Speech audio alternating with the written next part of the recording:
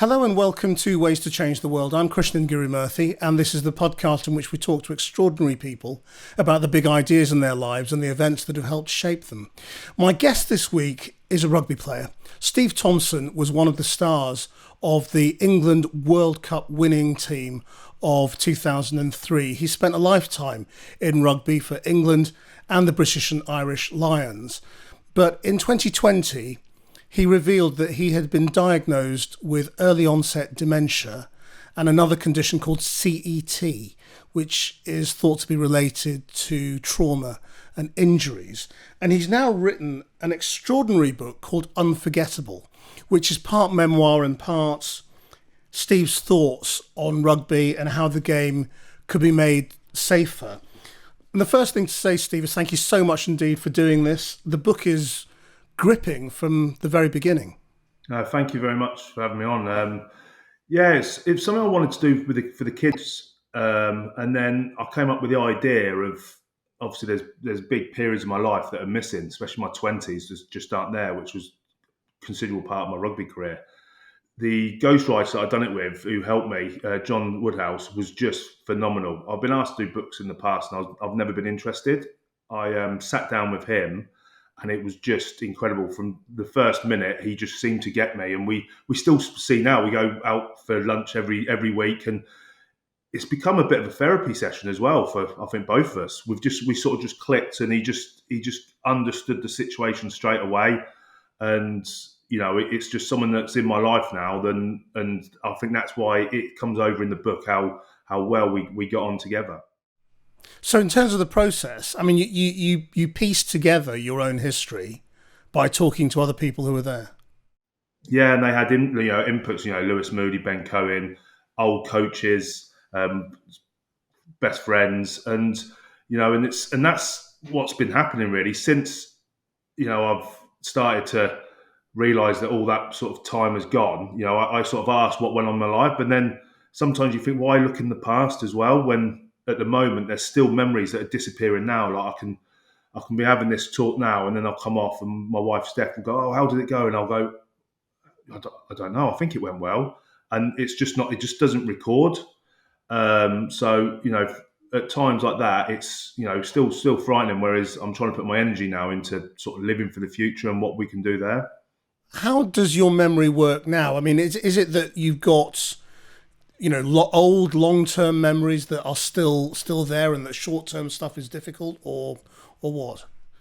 Yes, it's like the old stuff. I've got like a nostalgia come, and it's really weird since I got diagnosed. So you start sort of trying to think of your memories more.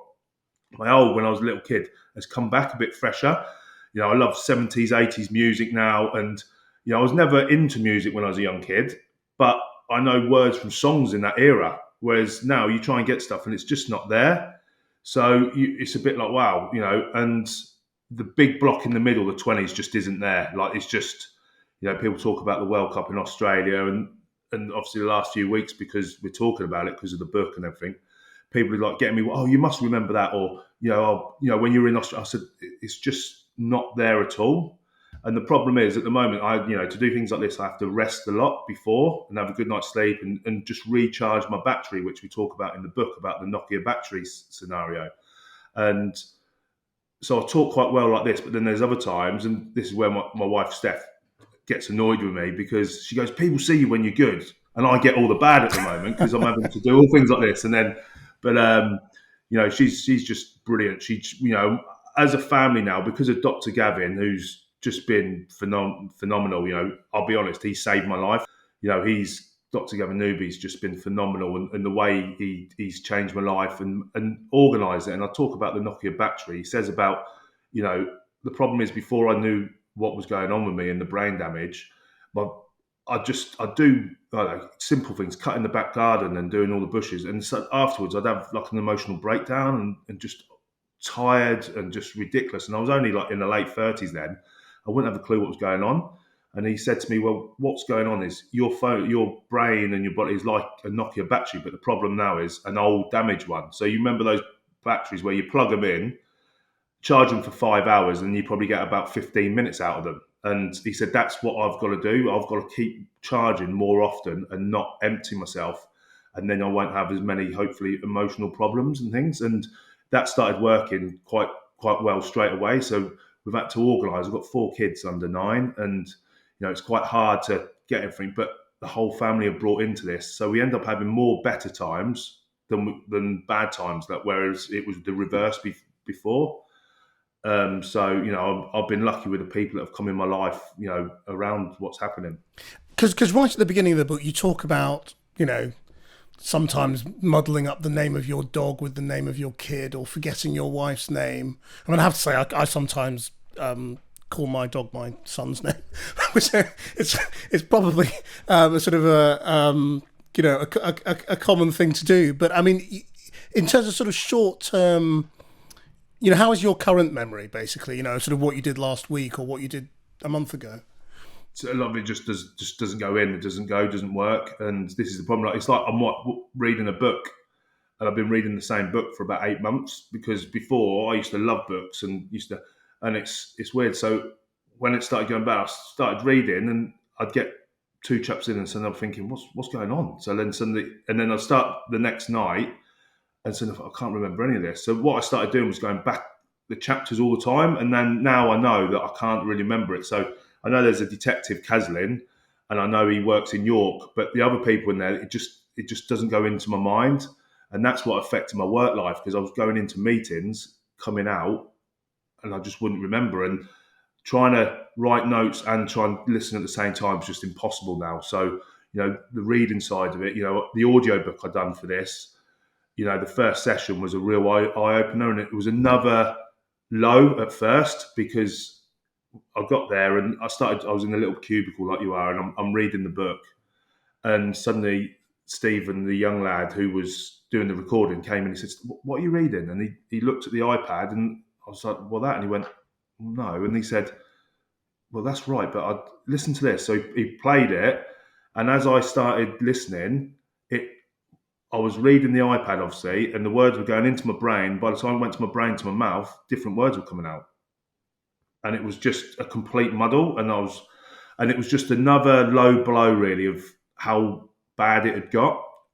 It's one of them. It took lots of time and emotional as well, because I've looked through my book plenty of times, but of course there's bits that don't go in. But so when I'm reading it again, it's like I'm reading it for the first time. So there was times when I was breaking down myself by reading it, and I don't know, it was just hard to hear some of the things as well. Like Steph's friend came in, Maria. Yes, because Steph's written a chapter, hasn't she? Yeah, she wrote the chapter, but then her friend read it for her. I had to walk out the room when I heard what Maria was saying, and it just, it was quite an emotional sort of time. But also, it's something that's close to me, and what I've loved so far since it's come out. I've had so many people sort of contact me and say, "Steve, thanks so much for doing it. We're going through what you're going through, and our family's going through what your family." And it's not just sports people; it's just the dementia is so far out there, and there's so many people suffering. And like I said, I call it the grenade, the effect on the people around you, and it's just unbelievable what people have been saying, and it's really sort of humbling, really. And I love the fact that this is helping, because we were worried about it. I must admit, about writing a book like this, and you sort of open yourself up. When I finished rugby, I left rugby completely and went to a new life and just stayed away. And then with the diagnosis, it sort of dragged us back, but we know it's the right thing to do. And, as a family, we've all brought into that. Yeah, well, I mean, just tell me about that then, that decision. Because, I mean, you really lay yourself out there. It's very revealing, the book. It's very honest. It's very raw in parts.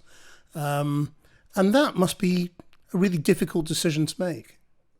It was, but it's one of them, you're either in or you're out. And before this process, when we got the diagnosis, even going through the diagnosis, because of COVID, it took so long to see the different specialists and get the final report put together. And then suddenly the diagnosis comes through, and suddenly, we were talking to other people that were suffering with this, and there was 3 of us at first, then there was 7. Now there's like 175 that have all been diagnosed. And so many of them have said, since you came out, yourself, Alex Popham, and that, it made us look at ourselves, and also it's other family members going, "We think you're suffering with that." So it's one of them. It's a time where you can't be selfish. You've got to you're all or nothing, I think. So you either don't really do it or you're all in. And, you get this small minority of people that are just, what's he doing this for? Whereas, Steph and I, as much as it's weird because we are quite private people and we keep it to ourselves. Whereas this, like you said, we decided that it's going to help people and we've got to do it. And that's what we've done, and we'll see. And the feedback's, like I said, has been amazing. When we first came out in the press, people really sort of started thinking we were attacking sport and rugby. Now they've realised just how big the problem is. They're really starting to back us. And there was one story the other day where I met this chap, and he said, "Steve, I'd just like to thank you." And I said, "What for?" And he goes, "Well, my son got a head knock in a game a few weeks ago, and he wasn't quite with it, but we thought he was all right. And then suddenly one of the teachers went, no, he's got to come off. So because he's come off with a head knock, automatically he's out for 3 weeks. 2.5 weeks into that 3 weeks, he started suffering effects of the concussion and the brain injury. And he said he would have played 2 more games in that time and finished that game because you've come out. So everyone's really highlighting it now. And it's things like that, thinking, we're doing the right thing. So what do the doctors say about your 2 conditions? Is it that this could happen to anyone, or is it that you had a particular, that you were particularly unlucky? How much is it rugby and how much is it you? The big thing is, so the probable CTE, and they've looked at that, can only be diagnosed after you die. So that's why I've pledged my brain straight away for that. But when they've looked at it, they call it the subconcussions. So it's not the big concussions where you get knocked unconscious. It's the smaller ones, like they're saying in football when footballers headed the ball. Now in World Rugby have advised that professional rugby players do 15 minutes of contact a week. We were probably doing about 10 to 12 hours so it's the small subconcussions. So they've worked out, myself, Alex Popham, in that sort of period of time, we would have probably got 80 to 100,000 subconcussions where the brain's, rattling around where it shouldn't be. It's like not a normal thing. So when you look at the footballers now, a lot of them are being diagnosed 50s, 60s, 70s. We've got people in 30s and our 40s that are being diagnosed. So it's the way I'm still trying to learn more and more, because obviously I'm trying to learn more and it doesn't go in at times. So the way they've told it is like where our brains are hitting, it's killed the tissue. So if I was on my arm and I was hitting my arm like this 80,000 times, my arm would still learn to move because it's happened over such a period of time, but that area would die. And that's what's happened in the brain. So the brain's learned to rewire, but that's the problem with the memory. And because when I asked them, I said, like, with my brain, why have I got that period of where I just don't remember? And they said, well, just see your head as a camera. And in that period, obviously, it was working, it was there. But because your brain was damaged and inflamed, it was like you didn't have an SD card in there taking the memories. And once you have you've got something to fight. You've got, a reason for why things are happening, and the bad thoughts are in there, and you're wrestling, and it's tiring, but there's still, there's a reason for it. And when I got the diagnosis, I was quite sort of, not happy is the wrong word, but relieved that I got the diagnosis. But then suddenly it was the guilt of what I'm going to put the family through, because we've seen over the last couple of years this has got a bit worse. And that's the thing with it. It's one of these, there's Jeff Astle, the old footballer for West Brom, and I've got to meet his daughter Dawn, and she's phenomenal. Been fighting for this for years because her dad died of this, and he got diagnosed 4 years later. He passed away. So, and then there's others that have been around for 15 years afterwards. The life has gradually gone down. So it's a bit of an unknown one. Once you've got it and you've been diagnosed with the early onset dementia, it's one of them. It's just a spiral, and at the moment there's nothing out there that can fix this. But through doing a lot of physical exercise, diet, vitamins, I've got to do the red light treatment. I do altitude training with thin air, and all these little things just to try and, I say I want my kids to come and see me, not have to come and see me when they're older, and that's what I'm trying to do. So can we go back then to the memories you do have in childhood, and how you discovered rugby, and what rugby meant to you in those days. It was funny. Rugby was quite late in my life, really. For me, I was always basketball and football, and I started playing rugby when I was about 15, 16 at school. And I was a little bit of a rogue, I think, when I was younger. And the PE teacher was like, "Look, you need to sort yourself out here, and we think you should play rugby, and you're getting a good size now, and you can play it, and you're a good sportsman." So I got into it, and it's weird because rugby's never been a massive love of my life.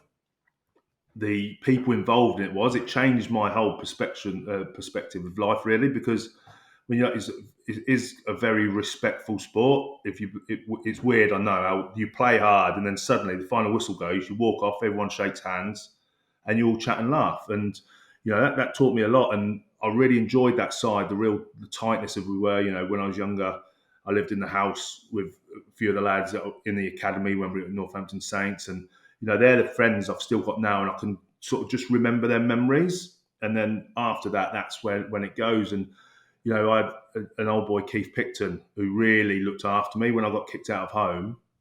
He really took me under his wing and helped me. And there was times when he'd sort me out, a little fiver and five, just so I could get some fish and chips after the games. And and he was a massive part of me, and that was because of the rugby. And a lot of people there sort of put their arm around me and sort of just looked after me. And I was one of the younger ones in the squad. So I was like 16, 17 playing under 19s and things. And, those people now, I still see them now. And it's great because I've got those memories. So I've got something to talk about. So when we go out for a lunch and we can chat and we can reminisce and have a laugh, it's brilliant. But then when it's in the others in my 20s, there's just nothing there. And I just feel empty. And I feel a bit like a fraud, if I'm honest, that, suddenly I'm there and people start saying, "Oh, how's it going?" I'm just like, I don't know. And that's when I start feeling uncomfortable and things as well. Do you feel at all that you were sort of conned into rugby? That you didn't really know what the dangers were? I put my boots on. I trained as hard as I could. I played as hard as I could, and I done my job. And do I feel that people above that done their job? No, I don't. And that's where I think the duty of care was broken. That there's people say, "Well, you should have known what you're getting yourself into." Well, no, not really. Like if you service your car and suddenly you drive off and it breaks down, I see it as it's not your fault. It's the person that serviced your car. They've gone to college. They've done that. They should do their job. So that's the way I look at it. And it's hard because you've got to trust people to do it. And I don't think people did. Sometimes people's minds in a different spot. They looked at the game. They looked at getting players who they see as bits of meat to stay on the pitch.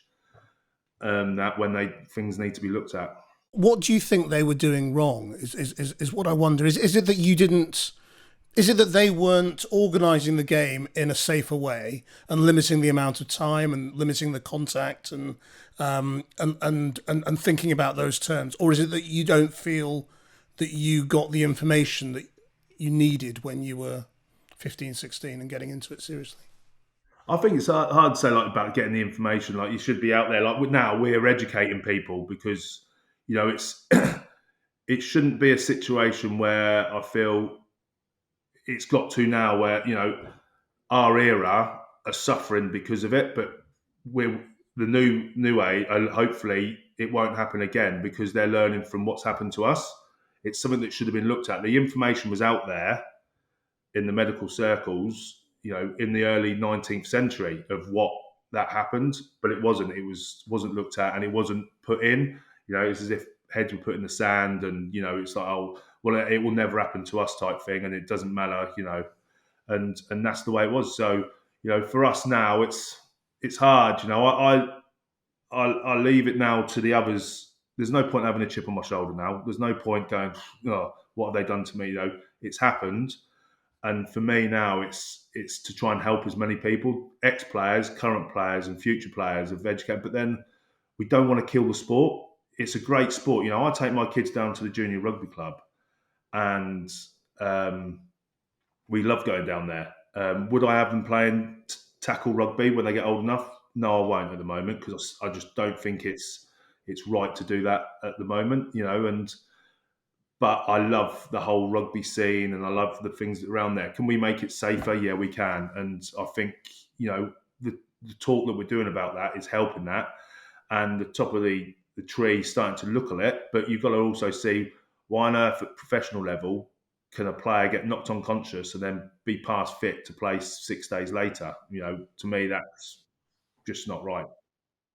You mentioned that you were thrown out of home. Now, you talk in the book a little bit about how your mum and dad had split up, your dad had moved away, you had a stepdad who you didn't get on with. So how much of all of that made rugby more important and success in rugby more important? I don't think it's much the success. I think it was just rugby gave me a family. And like my friends, like I said, the real ones that I'm really close to now was in that period of my life, from 16 up to 20, I'm still really close to now. And I see them all the time. And, we're really, really close. And, they talk about the old blood's thicker than water. For me, it wasn't then. For me, it was like those people.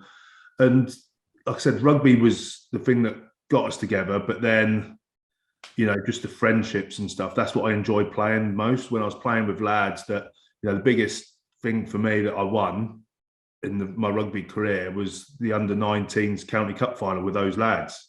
It was one of them first time we played at Twickenham. We were never fancied to win it, and it's something that's the memory. I see the shirt from that, and I've got memories of that, and I love that. Whereas everything else, because it's not there. And when I speak to people, because I've had to through what's going through with a book and then for other things, they always say just how fondly I spoke of that. And they could tell that's when I really enjoyed rugby then as well. Could we then come to sort of when you start really noticing things going wrong or losing memories? How did you start to notice that? It was when I was in Dubai. I was working in Dubai and I was going to meetings. And like I said, it was like coming out, and I was in the construction world over there. So we're talking about 50-story buildings and joinery and mechanical and engineering and plumbing and, big contracts. And before that, it seemed like my memory was good, like knowing when all the meetings were and everything. I wouldn't hardly keep a diary. I just knew everything. And I could come out and I could go back and say, look, we need this, we need that, we need, I don't know, 500 bathroom suites, blah, blah, and all this. And suddenly I was coming out of meetings thinking, what's just gone on there? Like, I just don't know what's going on there. And I was really sociable at one stage, and then I stopped being sociable and that was part of the job, was going out, socializing, winning contracts and things. And I just didn't want to. And just started bickering with Steph a bit, because I was saying, I thought I said I'd do something and then I didn't, and vice versa. And the kids were young. So then I started having to make excuses why I needed someone else to come to the meetings and help me and things like that. And it was just, I just didn't know. And I never ever thought it was because of the rugby and what I'd done before. I just, when you're in the middle of it, you just don't know, you're sort of confused. And then I completely sort of fell apart as such, and then left Dubai because, losing jobs and things like that, you need your visas. And I went from being really good at it to just, the kids were at private school there and everything was going well. Suddenly I was sat in Cyprus, just all over the place, just sat in the garden for hours on end, just not knowing, just a constant argument of ups and downs, and just being up down, sort of times when Steph went there and the kids were there, like sort of crying and just not knowing what was going on. It was just a bizarre feeling of, I've got the young kids, got a wife that's amazing, just thinking what is going on? Why am I feeling so bad about all this? Why am I just so negative? And it was like horrendous. Must have been really frightening. It was. And it's, it's one of them, when you start becoming one of those people that you feel like, you're taking from people's lives rather than giving, you suddenly start thinking, why should I be here? What people don't deserve to have me dragging them down. So when did you decide to go and see a doctor? Alex Popham, who's been brilliant through all this, he gave me a call. I played with him in France, and he started explaining his own story of, forgetting of where he was when he was cycling. And he was one of the most laid back people you'll ever meet. And all of a sudden he starts telling me how he's like hitting the walls, he's losing his temper, he's in fits of tears. And I'm thinking, as he's telling it, I'm just thinking, you're just explaining me to me, sort of thing. And I was just, so he said, look, I've gone and got tested. You know, I thought of you and the way you are, and I think you should go and get tested. And at first I was a bit like, no, I'm all right. And then suddenly I was thinking, I'm not right, because, you know, friends were saying, oh, you've told me that story before. Why you literally just mentioned that. What are you going on? So then suddenly you come up with ways of saying, oh, I know I've told you this before, but, and then you sort of come up with ways to engineer of sort of living around it.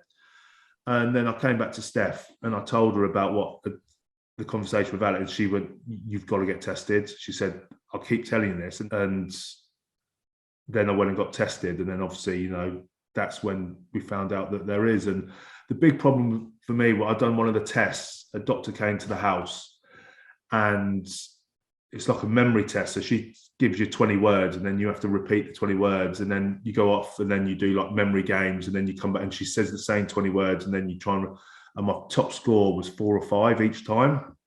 And it was just, I was thinking, remember the words. And then suddenly, as she told me a couple more words, all the others would just go. And it was just like, my mind was just wasn't taking them. And I must admit, that's the time when I sat there and just broke down, and I kept apologizing to her because I knew I was in trouble. That was the time when I thought it really hit me that this is real. And then what I didn't realize is she interviewed Steph the same, like in that same meeting, but I was away, and Steph had said Steph's nan had died of dementia the year before, and she said it's really weird. It's like he's got dementia. It's like he's like my nan, but I know he isn't because he's too young. And of course the doctor couldn't say anything, and it wasn't until the diagnosis that suddenly Steph was like, you know, it sounds bad, but I knew it. I knew you had it. You know, I was right. And you know, we have sort of a sixth sense of humor, because that's, I think, the way you get through things, and that's, you know, with it, and you know, and that's the way we see it. And there's been times when we've laid in bed, and you know, Steph's one time really broke down, and you know, because we always said, you know, we're going to get old together and stuff, and you know, it was the time where, you know, she was like, we're not going to get old together, are we? And you know, that's when it's times when it's difficult and it sort of hits you. And yeah. Tell me about getting through it with humour. Well, my 9-year-old's daughter, she's one. And so when I can't remember names, so I'm looking, and she sort of looks up at me, and she sort of goes, and I must have like a blank sort of expression. She's like, you can't remember my name, can you? I'm like, yeah, you can. And she's like, no, you can't. So she says, you got 3 chances. If you get it wrong, you have to pay me a £5. and that's, you know, and that's the way. And we just, you know, a number of times they start laughing when I start, you know, stuttering, or, you know, I start forgetting. And, you know, it's just with things, you know, a number of times, it's, oh, you know, and I think they've started getting together a bit. And they said that if we tell Dad that he's forgot about us going somewhere, we can say we can go, and he's promised that we'd do it. So I think there's a bit of that going on. So they're trying to see how far they can push it. And, you know, it's blessed, because it's hard for them, because there's been times when I've been really down and I didn't want to get out of bed and stuff, and the kids are there and they want to go out, and, you know, they already at their young ages go, Dad's having a bit of a bad day, and they just calm down and they go into their rooms and they play. And it's awful to see kids do that, but I'm proud as well in a way, because, you know, and it makes me want to fight even more to make sure that I have less of those days. And, you know, I've gone on to medication now, and I was one of those big people that always said, well, and I've openly said this, and I hate, and I hope I don't upset anyone but saying it, but I feel I should, like, I was one of those people, when someone committed suicide and that, I was one of them that went, they're weak. Why have they done that for? And now I've been so close to it myself on a few occasions that I've been there, and you're the most selfless person at that stage in your time. You think that you're doing the right thing for everyone else, and it's been so close. And so I've gone on to medication, and I was another one that fought against it, because I talked about, you know, years ago, they used to be called, it sounds bad, the happy pills. I've spoke to Dr. Gavin and Dr. John, and they were at Steve. They said times have changed so much now. Like, that medications, it's not like that at all. So I've gone on that, and it's, you know, hopefully it's kicking in now. And what it does, it's the emotional side. It's taken away, hopefully, the highs, and the lows, and it's sort of leveled me out. And I always think that I've lived my life now, so my life now is for my kids and my wife, and try and make it as easy and positive as possible. And that's what we're doing. We're sort of living with this and coming up with ways, looking at pint glass half full. Christmas, for instance, normally the last couple of Christmases before the diet, I've just got exhausted and ended up arguing with Steph, with the kids, ruining everything. Whereas Steph come up with a plan this year. She said, right, you're not, because normally I do a big dinner on Christmas Day. She said, right, we're going to get up, we're going to enjoy it, we'll have bacon butties, and we'll just have little finger food all day. Just keep the oven going a little bit, and you can have a nap when you need, play with the kids when you need to, recharge when you do. And do you know what? It was amazing. And then the next day, what we'll do, we'll have you cook the big dinner, and the kids can talk to their friends on their phones and iPad and all this. And then you can play with the kids when you want, and then you can have a little rest. And we had 2 amazing days. And it sounds weird. If it hadn't been for the diagnosis and it hadn't been for and even if I hadn't been ill, I don't think we'd have had days that good, really. But because of this, we have. And, the family time we have together has been brilliant. And, so you come up with ways to make it better. You talk about fighting dementia, and that you're determined to fight it. What does that mean? Well, it's something that's gradually gets worse. So for me, the fight is, staying as fit as I can, trying to do the memory games, trying to do things. So that there is something you can fight against. It's there, you can see in the scans, you can see there where the damage is, it's there. So when I spoke to the specialist, he said, you can either think of yourself as dementia or someone that's got a brain injury. So I said, look, really, it's a brain injury. And he's like, that's it, it's perfect. He says, you're used to injuries. He said, so you need to, what do?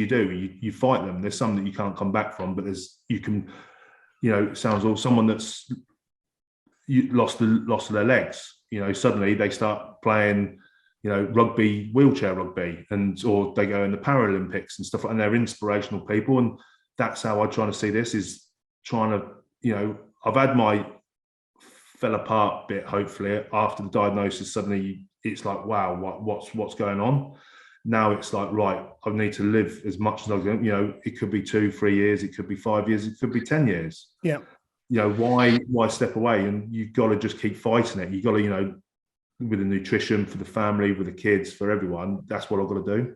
Now, there's another brave thing that you reveal in the course of this book. Nothing to do with your brain injury, but that is bulimia, which you also suffered from over a long, long period of time. Can you tell me about that? Well, the thing is, I can remember early doors when it's one of these. I was quite a skinny chap, and then suddenly I sort of ballooned out in my late teens, really, just as I started playing rugby, really. So then suddenly, when you start training, you start having to be fit, and people sort, because the same. I can eat a lot of food, don't get me wrong, but I don't a lot of the time. But I still just struggle to keep the weight off. So it was one way I see it. I didn't really see it as bulimia, if I'm honest, at the time. And, I'd just see that, I'd go out with dinner with everyone, and I'd come back and stick my fingers down my throat and just get rid of it, and then train the next day and just feel. And when I spoke to my other friends, they said, yeah, at times, they said, and I'm not the quietest at being sick either. So they said, when I lived in the house with the lads and stuff like that, they could hear me doing it. They said it wasn't all the time, but they said, we could hear you at certain stages where, right, you've got to try and hit a certain weight. And they'd say, and they'd go, right, they'd know that I'd go off and eat and then suddenly be sick. And then I was doing like a lot of extra sneak training, they were saying, just to try and keep the weight off me. I was in like a constant fat club. And they would, it was just a way of a means of getting to where I need to do. Andrew Flintoff, since I mentioned I didn't know, it's said that he struggled with it as well. And I think sometimes it's when you're a professional athlete, you sort of come up with ways of doing what you need to do. And do you think it is more common than we think? I mean, it's the last thing you'd expect a rugby player, to suffer from. Yeah, no, I think it will be. Yeah, definitely. Because there is such a, it's just body types, and now they're trying to get people bigger and stronger, but then so they're shoving food down you, really, and suddenly some people don't need it. And it's hard to be around people where, you're a big lad and, when I was younger, I'd get injured or something and I'd balloon up. Other lads, they get injured or they get ill, they lose weight. And you're thinking, I'd love to be like you, and they're looking at me going, I'd love to be like you, I'm having to eat constantly and all that, and then suddenly still lose weight. Well, I mean, the podcast is Ways to Change the World, and the thing that you are very explicit about wanting to change is rugby. So how would you change it? There's sort of two sides to it, because obviously there's the amateur side and that, and, will I want young kids doing contact? No, I wouldn't at the moment. I think, we could up that. At first, it's going to cause a big, really, why, the young kids, all they want to do is tackle.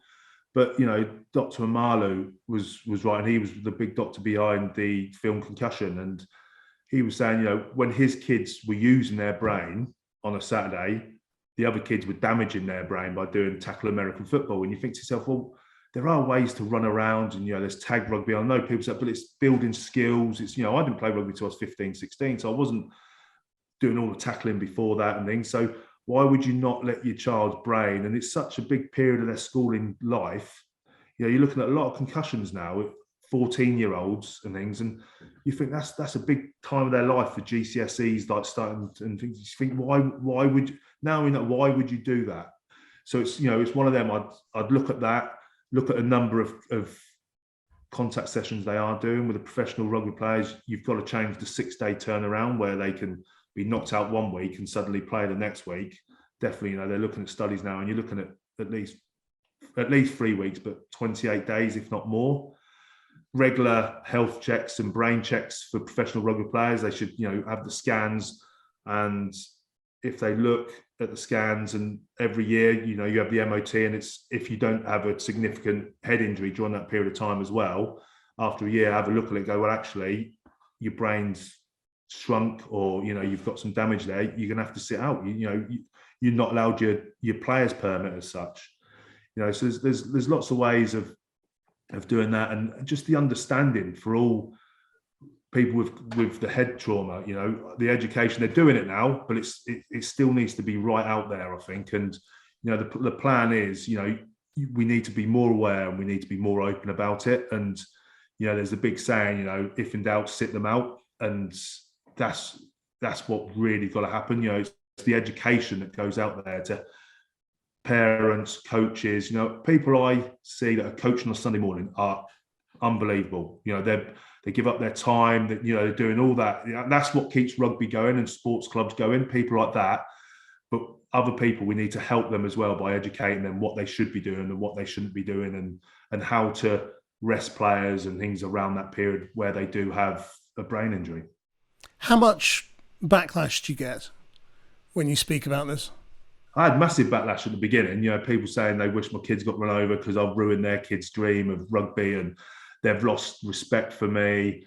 All the, and that was, to be fair, that was only the first few weeks, I must admit. And then suddenly a switch seemed to sound, and even old players that I played with being sarcastic and saying comments, and then suddenly, the old, oh, we knew what we were getting into. And then suddenly when the truth come out, quite quickly they realised, they were just saying that. And a lot of those people are still earning money through rugby, so they see their earnings perhaps going down if something was significantly to happen.